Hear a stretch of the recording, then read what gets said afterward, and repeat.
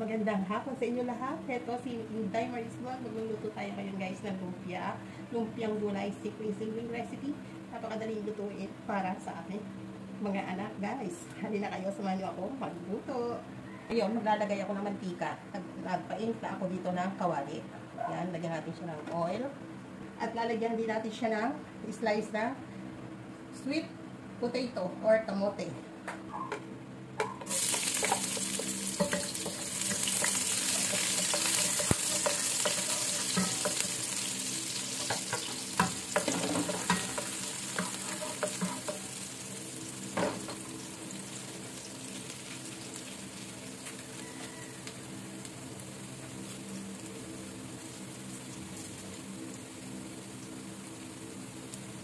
Lagyan natin siya ng chicken cubes.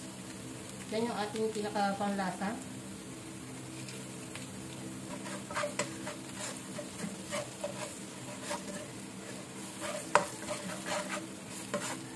Medyo matagal siyang lumambot. Ito na. Napakabilis lang itong lutuin.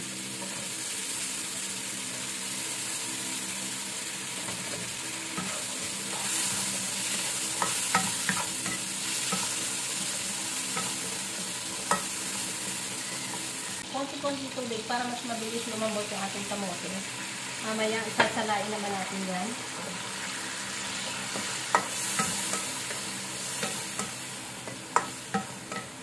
Tatakpan lang natin sandali lang.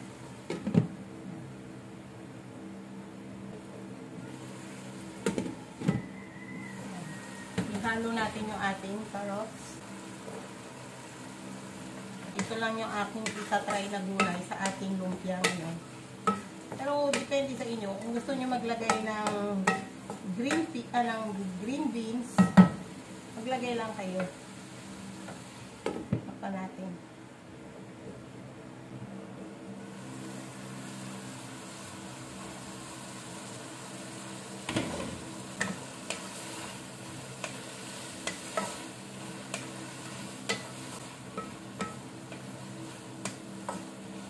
Napansin ninyo, hindi ako naglalagay ng asin. Siguro mamaya titignan natin kung ano yung kanyang lasa dahil naglagay tayo ng Knorr chicken cubes.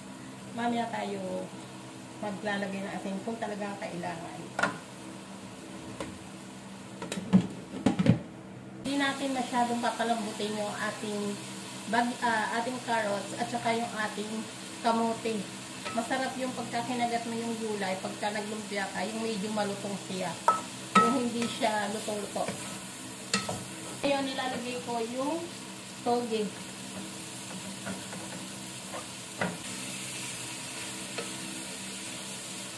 Yung pepper powder. Ayan, para may konting kagat. Konting sa dila. Ayan. Sasabihin na rin natin ngayon yung repolyo.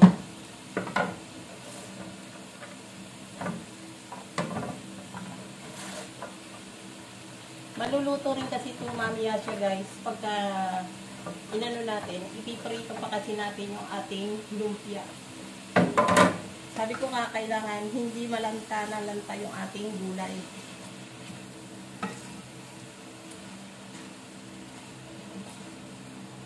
Madali lang ito mga loves. Huwag nyo aalatan yung inyong lumpia. Kasi meron pa tayong sausawan mamaya. Yung suka. Siyempre, masarap sa suka. Yung maanghang. Yung maasim. Siyempre, maanghang na matamis-tamis.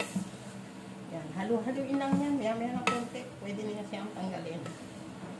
Maluluto pa kasi siya guys. Dahil mainit yung ating gulay. Ayoko yung magbabalot ako ng lumpia. Nalantang-lanta yung aking gulay. Masarap yung medyo crispy. Diba? Medyo masarap. Crispy siya sa ngipin natin kainin. O, tamo o. Madali lang yan. So guys, ayan. Okay na yan siya. Papatayin ko yung ating apoy. Diba? Ang dali lang. Yun lang yung aking ginamit na panimpla. Yung ating chicken cubes. Dahil konti lang yung ating gulay, isa lang yung aking inilagay. Baka naman siya ay ma-over. Tinikman ko siya kanina at masarap. So, lalagay ko na siya sa strainer. Ayan.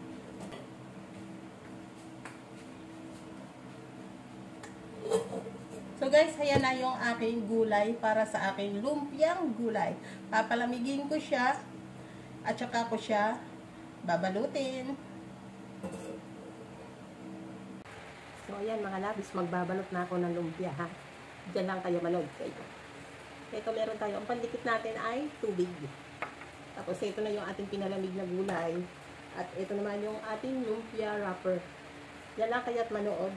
Yung ating nabili na lumpia wrapper ay maliit lang. So, dadalawahin ko siya kasi isa pa, manipis lang yung lumpia wrapper. Ibig sabihin, madali lang na, mababasa. So, matutungnaw yung ating wrapper. Doblehin natin. I-testing tayo. Kung ilan ba yung lalabas. Kung ang sukat natin ay sa isang kutsara. Tingnan natin din kung gaano kalaki. Kung masyado bang malaki naman yung ating lumpia. Huwag naman. Kasi kung ito pang tinda, malulugi tayo. Mahal din na kasi ang gulay. Malinis yung ating kamay mga loves. Kaya huwag kayong matatakot. Ganyan lang yan. Yan, medyo itulak ng kaunti. Balutin ninyo. Ganyan din siya yung lumpia. Yan. Ayun. Isang kutsara na gulay yung aking inilagay dito sa ating binabalot. So, babasain ko muna yung wrapper para dumikit. Depende sa inyo, pwede rin kayo gumamit ng tinunaw na harina sa tubig.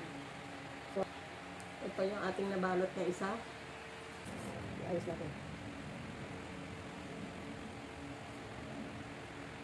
Kailangan itutulak ninyo ng kaunti yung inyong gulay, yung wrapper, kasi pag hindi ay maluwag masyado yung nangyayari sa ating lumpia. Isik pa ano ka ng hangin ang loob. Ayan. Ganda ng pagkabilog niya.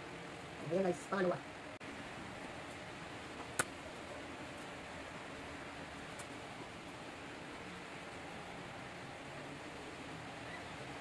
Ito na yung mga nabalot ko na lumpiang gulay mga loves. Ito, maliit lang siya. Yung size niya, maliit siya masyado. Tapos, gumawa rin ako ng medyo mahaba-haba. Ayan, mahaba-haba ng kaunti. Diba? Tapos, ito, syempre, may mataba. Pero, sakto lang yung kanyang sukat. Ayan, guys. Tapos, magpiprito na po tayo. Mga loves, nag-testing na ako. Naglagay ako ng iba-ibang size ng lumpia. Mayroong pinakamaliit, may payat, mayroong sakto lang, at mayroong syempre mataba para makita nila mamaya. Pero, ang samantala, ako muna yung kakain dyan kasi testingin muna ng kusinera. Diba? Wala pa naman sila. Gusto ko yung pag dumating sila yung mainit yung kanilang kakainin.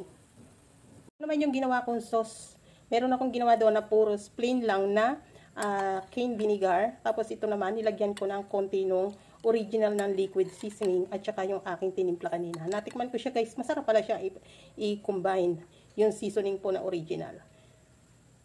So, ayan guys, yung aking niluto na 4 na piraso, luto na siya. Ayan, medyo pinag-brown ko lang. Pero actually okay na siya. Pwede na siya mga loves. Sarap-sarap naman. Tingnan natin mga loves. Dito muna tayo sa maliit. So mga loves, siyempre mag-uumpisa tayo doon sa pinakabunso na lumpia. Yun yan yung maliit. Tikman natin. Gusto nyo ba ito suka o? Basta na hindi ako mapaso ha.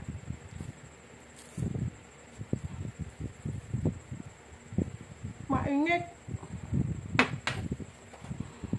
Hindi ko malasang lumpia.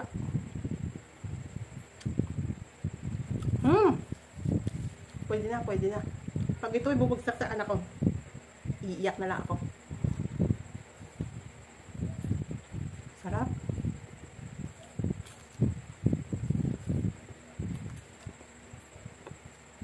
Mamaya naman, sila naman yung bibidyoan ko kapag